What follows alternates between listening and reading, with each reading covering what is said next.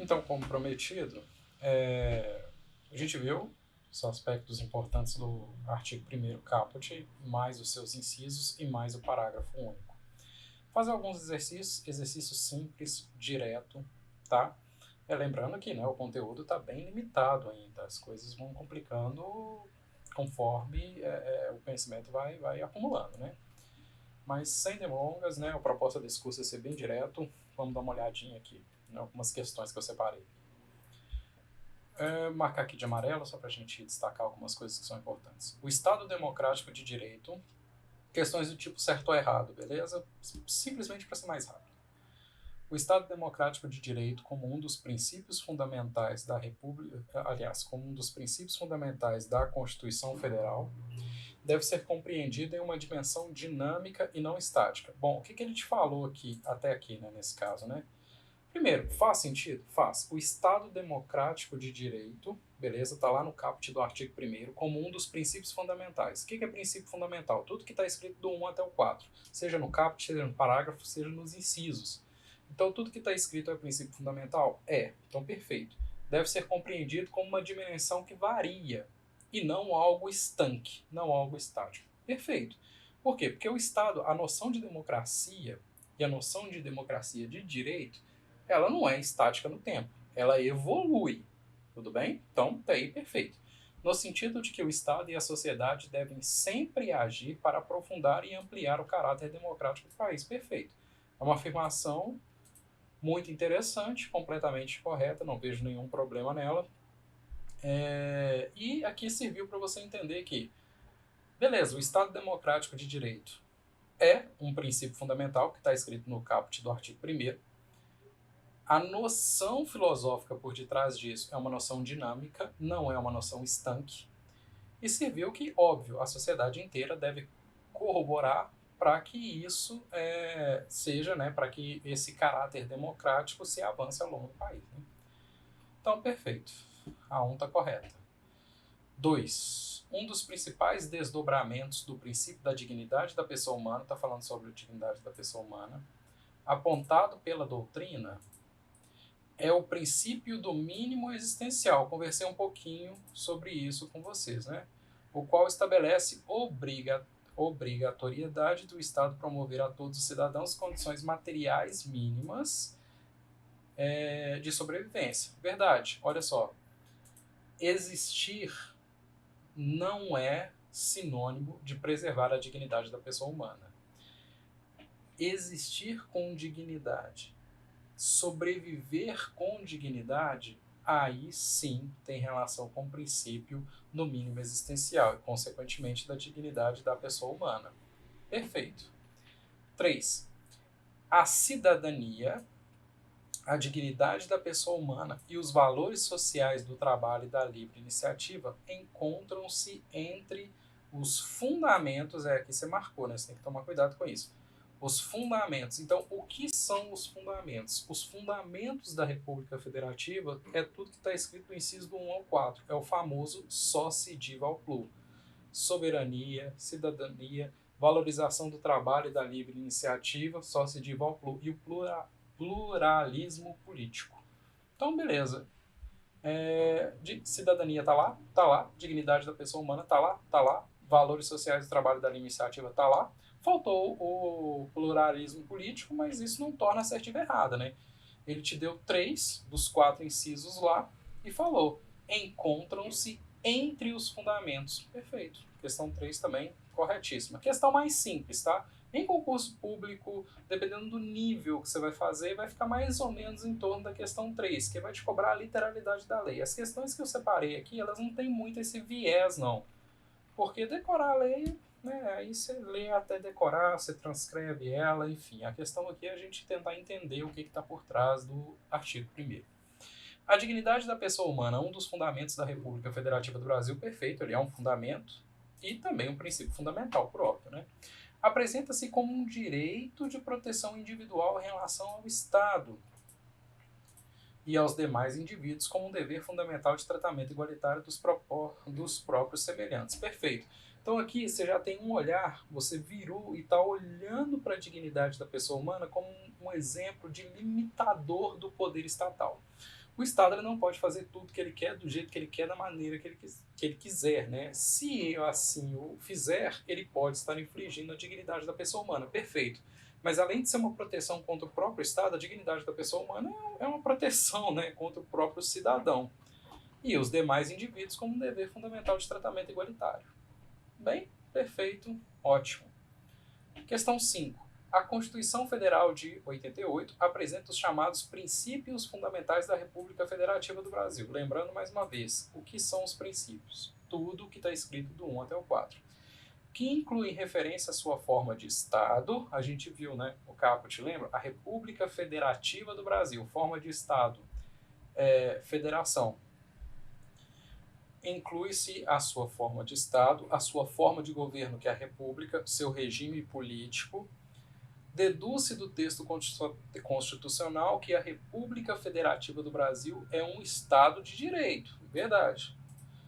A República Federativa do Brasil, formada pela união indissolúvel dos estados, municípios, Distrito Federal, constitui-se um Estado democrático de direito. Lembra dessas coisas? E possui como fundamentos aí, lista fundamento.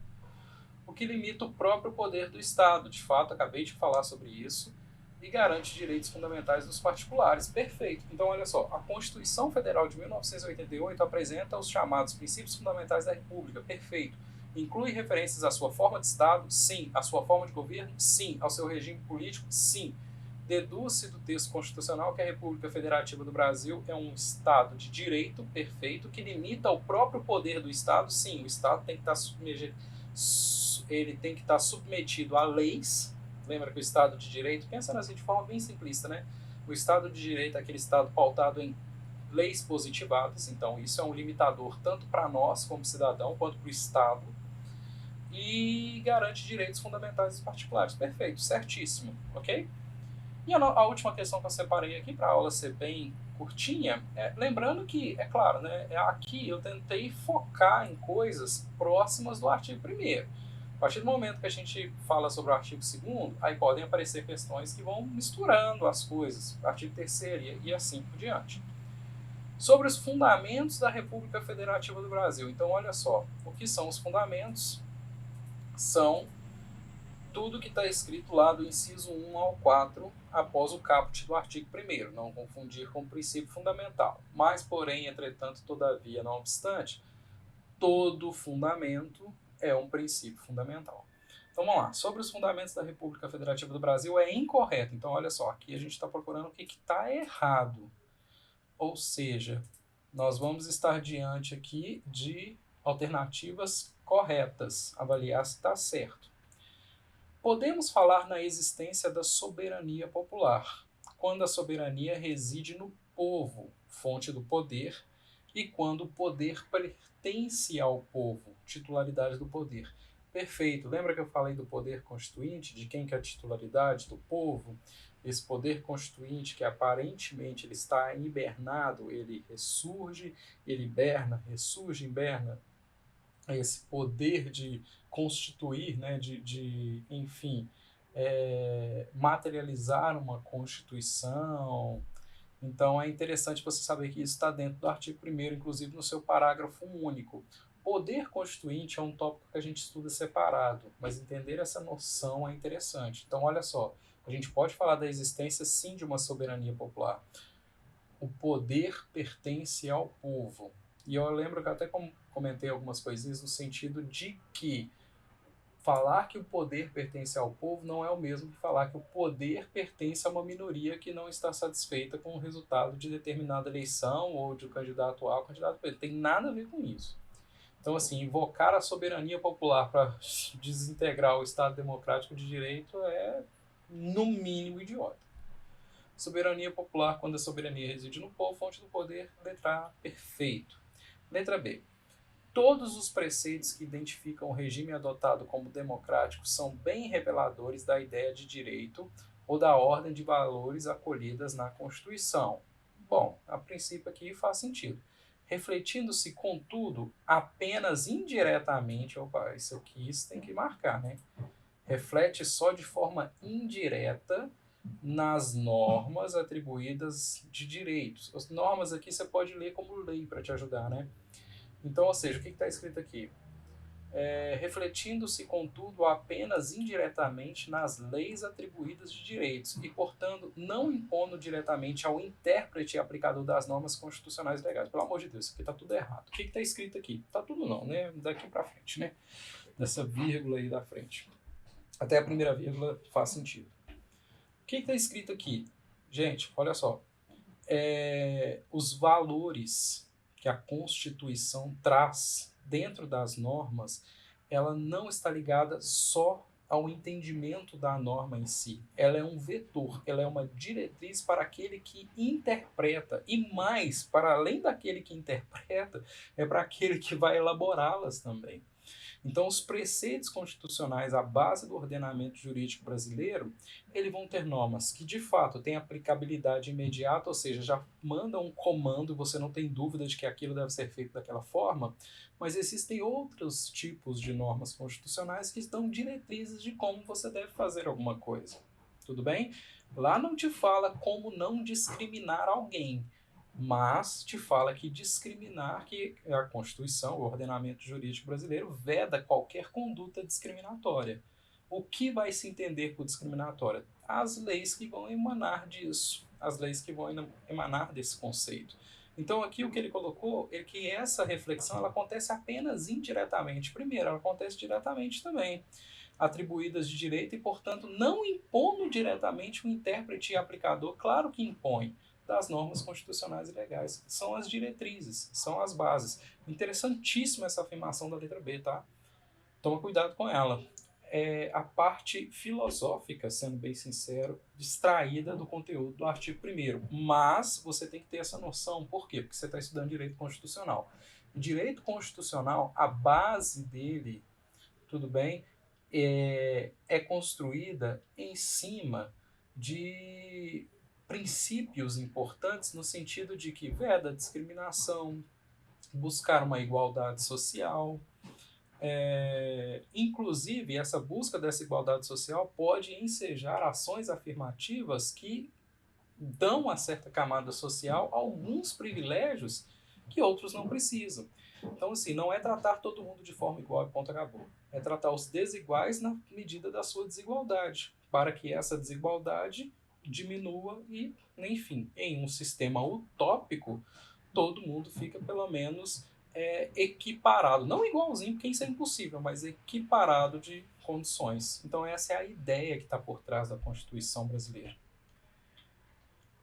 O preâmbulo da Constituição, inclusive, leia ele e entenda como é a diretriz orientadora, beleza? Do que está escrito na própria Constituição em si.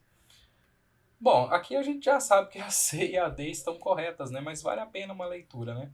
A menção à democracia realizada no caput do artigo 1º da Constituição 88 incorpora uma regra prescritiva e não uma regra negativa ou proibitiva, na medida que obriga a que a expressão e na organização política se observem regras inerentes a uma ordem constitucional democrática. Perfeito, sem problema nenhum.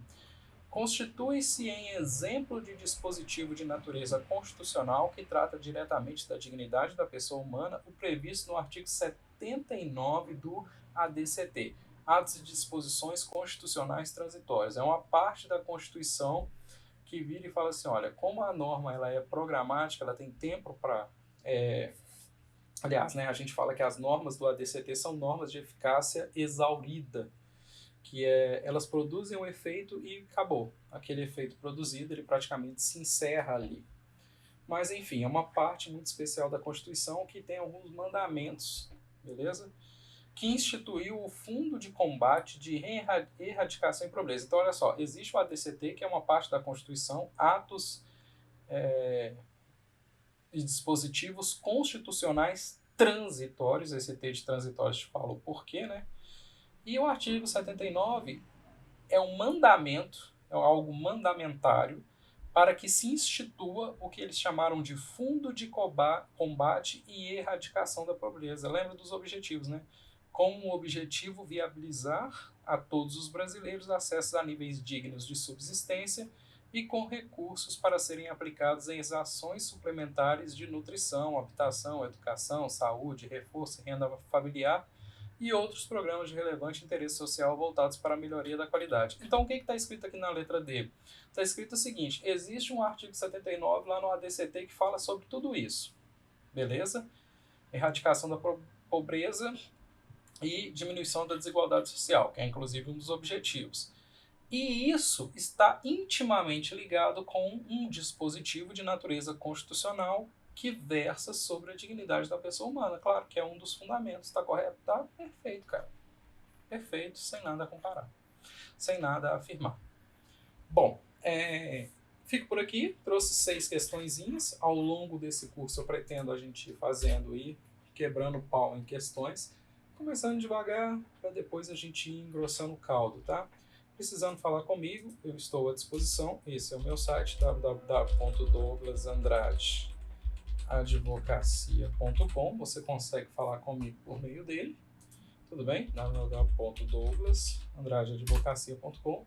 Basta você clicar aqui, você já vai cair direto no WhatsApp. Aqui você vai saber um pouquinho sobre mim, beleza? Aqui algumas áreas que eu atuo, né? No direito, inventário, partilha, direito de família, que eu atuo bastante. Aqui é a nossa equipe que trabalha comigo, aqui é o formulário que você pode entrar em contato. Se você quiser saber um pouco mais, você pode vir aqui e clicar em projetos, beleza? Aí aqui eu vou te falar um pouquinho sobre o que eu ofereço, né, quem eu sou também, as aulas particulares, recursos da OAB, se você precisar, o YouTube, que é esse canal que eu estou trabalhando nele no momento, alguns textos que eu escrevo, se você quiser acessar, você pode acessar por aqui. Tudo bem? Bom, então eu fico por aqui, agradeço a sua paciência, se possível, divulgue, dá um likezinho, compartilhe com alguém que está estudando aí, eu fico extremamente grato, tá? Muito obrigado e tudo de bom.